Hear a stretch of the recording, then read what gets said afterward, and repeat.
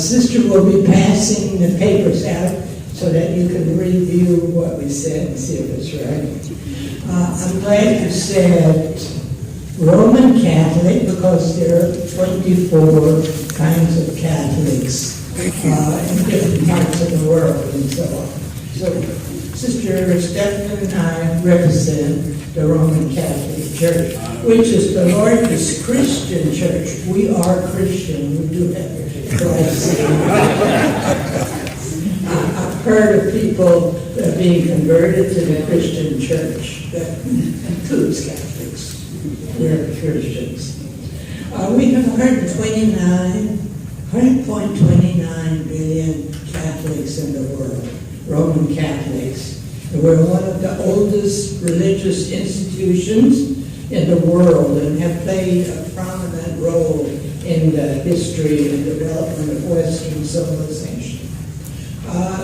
We are headed by Pope Francis, who is the Bishop of Rome, and I think everybody knows Pope Francis. Oh, yeah. Okay, and our central office is in Rome, in the Vatican City. Let's see.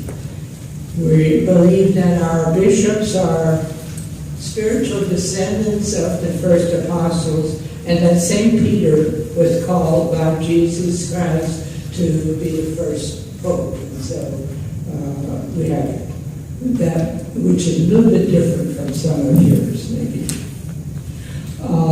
We have 7 sacraments, which somebody mentioned, and they're on your paper, if you look, in case you don't believe that. Another point about Catholicism is that we venerate our Blessed Mother, Mary. We do not worship, because worship is due to God Almighty alone, but we venerate her as the Mother of Jesus, the Mother of Jesus, who is the Son of God. The Catholic Church includes sanctification through faith and evangelization of the gospel and Catholic social teaching, which is based a lot on Matthew 25. And we have 7 corporal and 7 spiritual work of mercy, and they're listed on the back. These are part of the church's social teachings. It's influenced Western philosophy, culture, science, and art. And if you want to see evidence, you just go to Europe and look at any of the old cathedrals and so on. You'll see how the church has been influenced. And now at this point, I'm going to let Sister Stephana come and tell you a little bit more about her journey and her status in the church.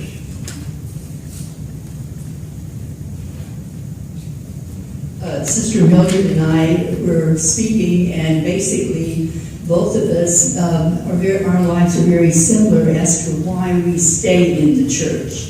I believe that was one reflection. And as for me, I was born a cradle Catholic. My mom and dad were both devout Catholics. Their parents were devout Catholics. And I grew up in an environment, a small environment in a small Texas town where most of the people were Catholics. And because of my parents' conviction of a Catholic education, I had elementary Catholic school, high school, and then as you see before you, I'm a nun. My college and my education has been very Catholic all the way through.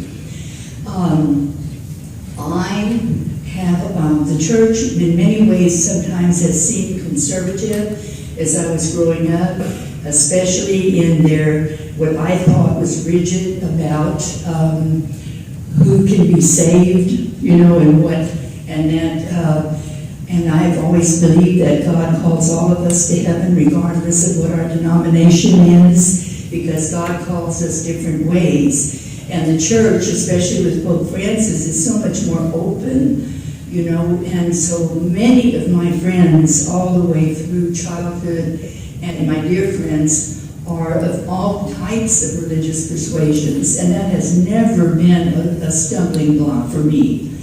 And because I have appreciated them and what their beliefs are, and they have respected me and appreciated me for my beliefs, and I find it very freeing. And I believe that when I look at the role models of my parents and the people I grew up with, I like the way they believe the faith and the way they live it out. Their Christian beliefs, and they act as Jesus would. And so I have found my fulfillment in what my conviction is in the Catholic Church. And at the same time, respecting the people that have other persuasions. Yes, Bill. 5 minutes. Are there any questions? So I have a question. I would just like to apologize just at the start because since it's a very sensitive topic. So in case if I made any mistake or anything, I'm really sorry. So I'm from Pakistan. I'm here on an exchange program. I'm Muslim. So we obviously I've never come in direct contact with a father or a nun at a church ever. So it's like my first time. Mm-hmm. So is it true that the nuns don't marry?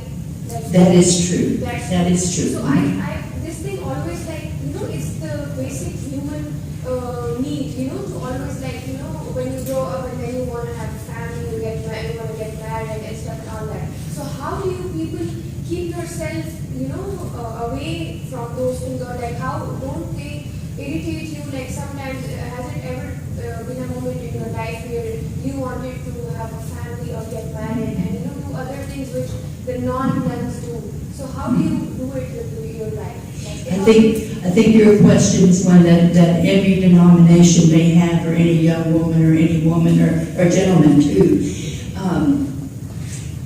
When I was growing up, and when I was a teenager, and even now, I love men and women.